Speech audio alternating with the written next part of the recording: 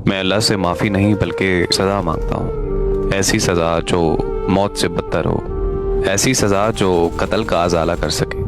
आज से 5 साल पहले हमारी मुलाकात एक शादी पे हुई और हमने एक दूसरे को देखते ही पसंद कर लिया।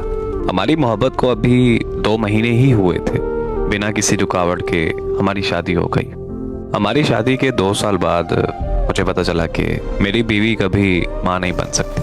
हम दोनों ने अल्लाह की रज़ा मानकर खुद को हौसला दे लिया। माशरे की बातों ने मेरा हौसला ज़्यादा देर तक कायम नहीं रहने दिया और मैंने माशरे की बातों में आकर दूसरी शादी का फैसला कर लिया।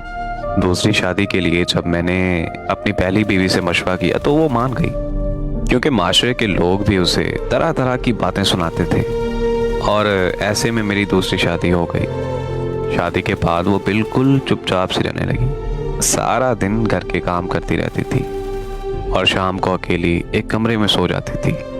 मेरा दूसरी बीवी का और मेरे घर वालों का बहुत ज़्यादा ख्याल रखती थी।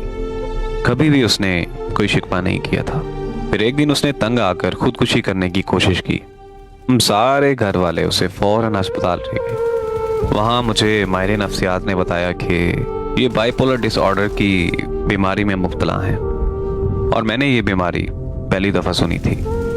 बाइपोलर डिसऑर्डर एक ऐसी ख़तरनाक बीमारी है जिसमें मुब्तला शख्स हंसते हंसते रोने और रोते रोते हंसने लगता है।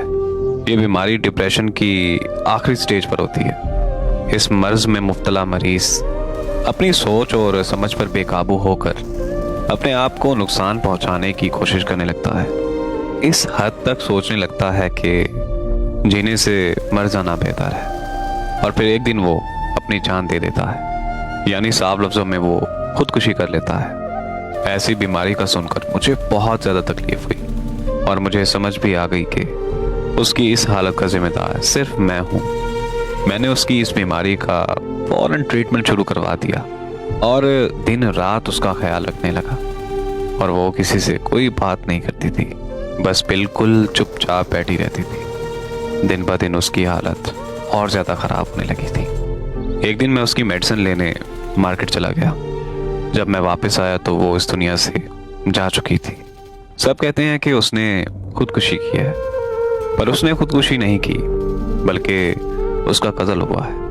उसकी मौत का जिम्मेदार सिर्फ और सिर्फ मैं हूँ। मर तो शायद वो की दूसरी शादी वाले दिन ही मर गई थी और देखो खुदा की कुदरत के हालात मुझे दूसरी शादी से भी नसीब नहीं हुई, क्योंकि औलाद अल्लाह ताला ने औरत के नहीं मर्द के नसीब में लिखी है।